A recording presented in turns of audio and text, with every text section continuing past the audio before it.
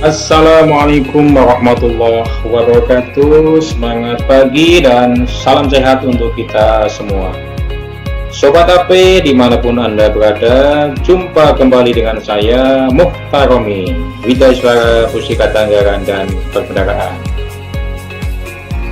Pada kesempatan kali ini saya akan menyampaikan materi tentang pokok-pokok pelaksanaan PNBP. Pelaksanaan PNBP adalah merupakan bagian dari pengelolaan PNBP.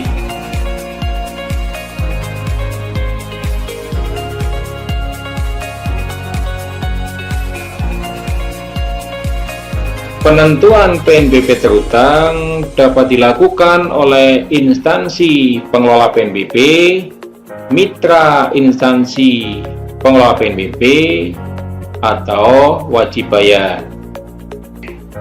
Contoh perhitungan PNBP terutang yang dilakukan oleh instansi pengelola adalah PNBP yang bersifat official assessment, seperti tiket masuk museum, SIM, STNK, BPKB, dan paspor.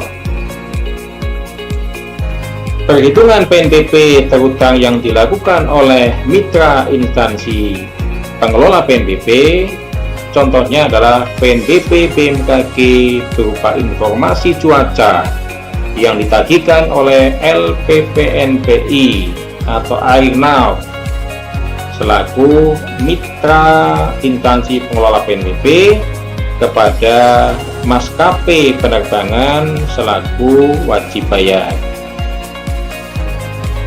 Sedangkan contoh perhitungan PNBP terutang yang dilakukan oleh wajib bayar adalah untuk PNBP yang bersifat self-assessment, perhitungan sendiri oleh wajib bayar. Contohnya, pembayaran royalti atau iuran produksi atas penjualan batu bara.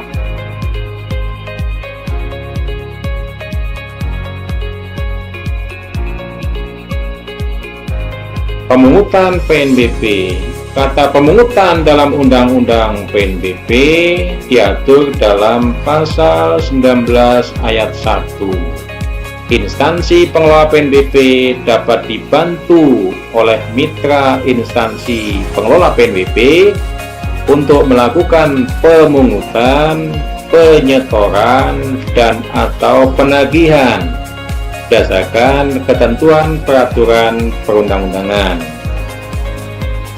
Dalam pasal 25, pelaksanaan PNBP meliputi penentuan PNBP, pemungutan, pembayaran atau penyetoran PNBP, penggunaan dana PNBP, pengelolaan piutang PNBP, dan penetapan dan penagihan PNBP. Dalam pasal 28 ayat 1, instansi pengelola PNBP wajib melaksanakan pemungutan PNBP berdasarkan jenis dan tarif PNBP sesuai dengan ketentuan perundang-undangan.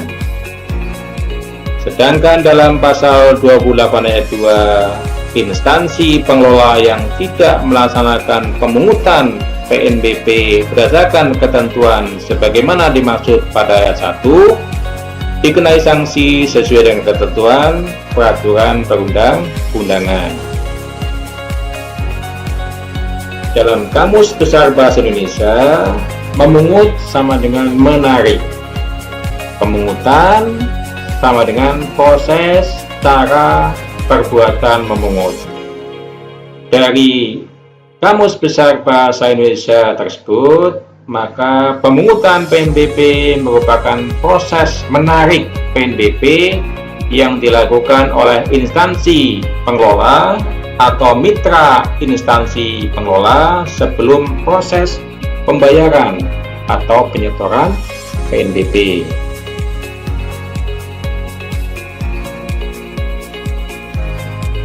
Pembayaran dan penyetoran PNBP. Perbedaan antara pembayaran dan penyetoran. Pembayaran digunakan untuk merujuk kepada wajib bayar. Pembayaran dapat dilakukan oleh wajib bayar langsung ke kas negara atau melalui instansi pengelola PNBP atau mitra instansi pengelola PNBP.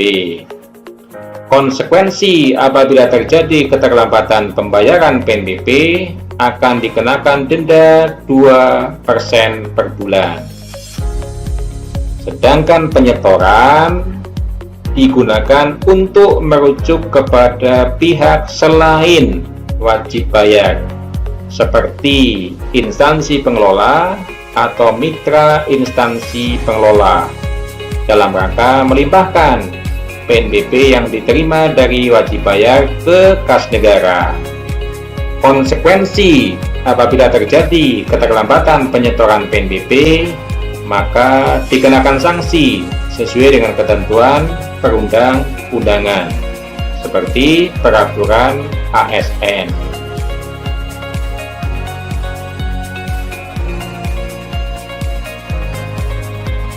Pembayaran dan penyetoran PNBP. Jatuh tempo pembayaran dan penyetoran PNBP oleh wajib bayar adalah sebagai berikut. PNBP dibayar paling lambat saat jatuh tempo sesuai ketentuan peraturan perundang-undangan. Jatuh tempo untuk jenis-jenis PNBP bisa berbeda-beda sesuai dengan karakteristiknya. Contoh, dividen BUMN paling lambat 30 hari setelah tanggal RUPS.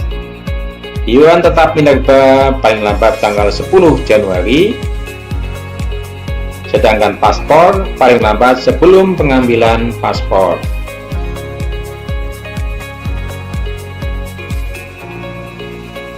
Jatuh tempo pembayaran dan penyetoran PNBP oleh instansi pengelola atau mitra instansi pengelola diatur sebagai berikut. PNBP disetor ke kas negara pada waktunya sesuai ketentuan perundang-undangan. PNBP disetorkan setiap akhir hari kerja saat PNBP diterima. PNBP dapat disetorkan pada hari berikutnya dalam hal terkendala jam operasional bank atau pos persepsi, atau PNBP diterima pada hari libur.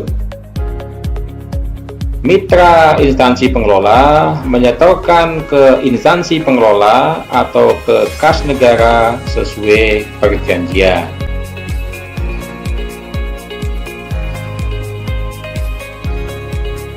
Pembayaran dan penyetoran PNBP. Pada prinsipnya, PNBP yang diterima oleh instansi pengelola dari wajib bayar disetorkan ke kas negara pada hari yang sama atau pada hari kerja berikutnya. Namun demikian, untuk kondisi tertentu PNBP dapat disetor secara berkala. Kondisi tertentu antara lain kondisi geografis, misal daerah remote area seperti objek wisata nasional Komodo. Jumlah PNBP yang diterima nilainya tidak signifikan, misal tiket masuk museum 3.000 per orang. Jaringan internet yang tidak ada, misal di daerah tertinggal. Dan channel pembayaran yang ada tidak memungkinkan untuk digunakan, misal penerimaan PNBP di kantor perwakilan luar negeri.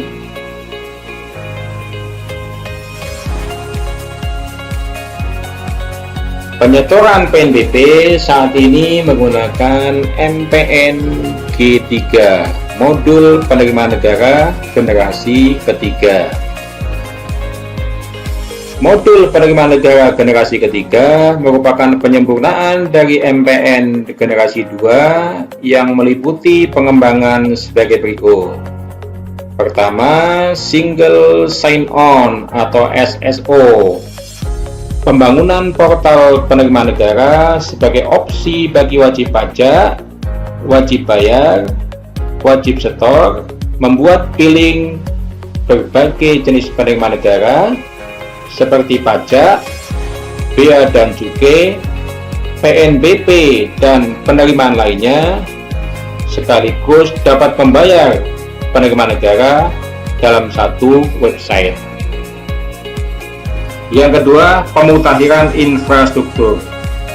Infrastruktur MPNG 2 dibangun pada tahun 2011 dengan kecepatan pemrosesan transaksi 60 transaction per second. Namun, kapasitas yang dibutuhkan oleh biller lebih dari 600 transaction per second. Dengan MPNG 3, maka kecepatan pemrosesan menjadi 1000 transaction per second. Dan yang ketiga, lembaga persepsi lainnya. Perluasan penerimaan negara dengan menambah cakupan lembaga yang dapat melayani pembayaran penerimaan negara selain melalui bank atau pos, yaitu lembaga lainnya seperti e-commerce dan fintech sebagai lembaga persepsi lainnya. Alur sistem penerimaan negara G3. Alur sistem penerimaan negara MPNG 3 dengan penambahan portal SSO penerimaan negara dan lembaga persepsi lainnya adalah sebagai berikut. Portal SSO penerimaan negara interkoneksi dengan biller, DJP, DJPC, dan DJA, serta interkoneksi dengan bank persepsi, POS persepsi, dan lembaga persepsi lainnya. Selanjutnya, bank POS persepsi lainnya serta lembaga persepsi lainnya ini terkoneksi dengan subrekening kas umum negara, KPPN khusus penerimaan, dan SPAN, serta sistem settlement. Alur sistem penerimaan di MPNG 3 ini dimulai dengan wajib pajak atau wajib bayar atau wajib store melakukan registrasi pada portal SSO penerimaan negara. Kemudian dilanjutkan dengan membuat kode billing. Maka SSO akan terkoneksi dengan biller, dan selanjutnya biller akan membuat kode billing. Selanjutnya wajib pajak atau wajib bayar atau wajib setor melakukan pembayaran ke bank persepsi, pos persepsi, atau lembaga persepsi lainnya sampai akhirnya memperoleh bukti penerimaan negara.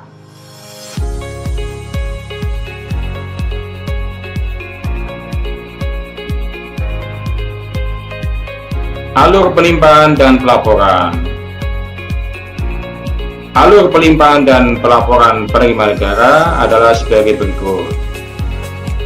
Transaksi pada pukul 15 waktu setempat H-1 sampai dengan pukul 8 waktu setempat H+0 dilimpahkan paling lambat pada pukul 9 WIB H+0. Kemudian transaksi pada pukul 8.00 waktu setempat atau H-1 sampai dengan pukul 15 waktu setempat H+0 dilimpahkan paling lambat pukul 16.30 WIB H+0. Kemudian untuk transaksi pukul 15 waktu setempat H-1 sampai dengan 15.00 waktu setempat H+0 dilaporkan paling lambat pukul 9.00 WIB pada H+1.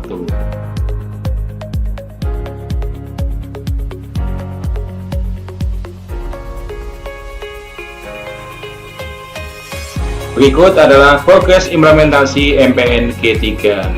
Dimulai dari piloting 1 pada 21 sampai 22 Juni 2019.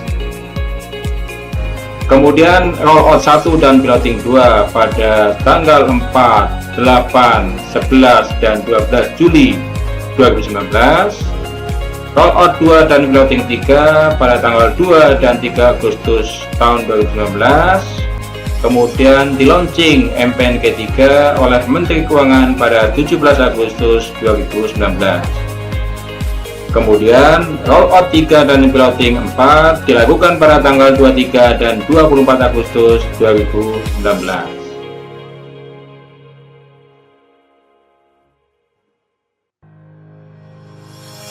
Perkembangan sistem billing Simponi. Sistem billing Simponi digunakan oleh wajib bayar atau wajib setor untuk menyetorkan PNBP ke kas negara melalui bank atau pos persepsi, antara lain bank-bank berikut ini. Kemudian selanjutnya adalah data kementerian lembaga yang sudah terhubung dengan Simponi.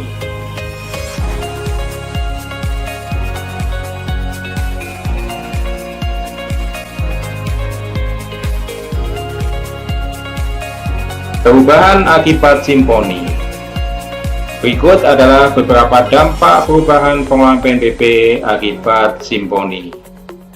Pertama, terjadi banyak penutupan rekening bendahara penerimaan karena wajib bayar atau wajib setor langsung menyetorkan ke rekening kas negara.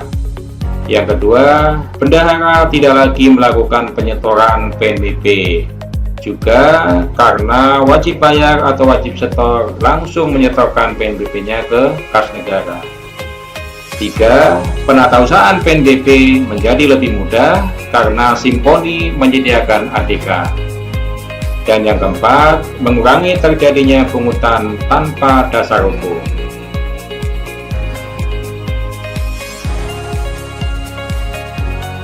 Revisi target dan baku penggunaan PNBP. Revisi target dan baku penggunaan PNBP dapat dilakukan pada saat RAPBN perubahan.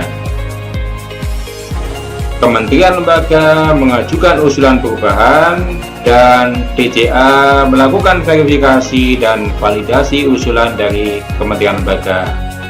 DJA melakukan penyesuaian apabila Kementerian Lembaga tidak mengusulkan atau mengusulkan yang tidak sesuai.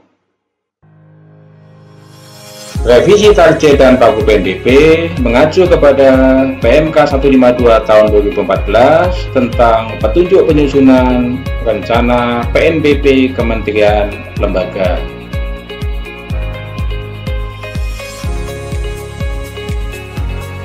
Sobat HP, demikian tadi penjelasan singkat mengenai pelaksanaan PNBP.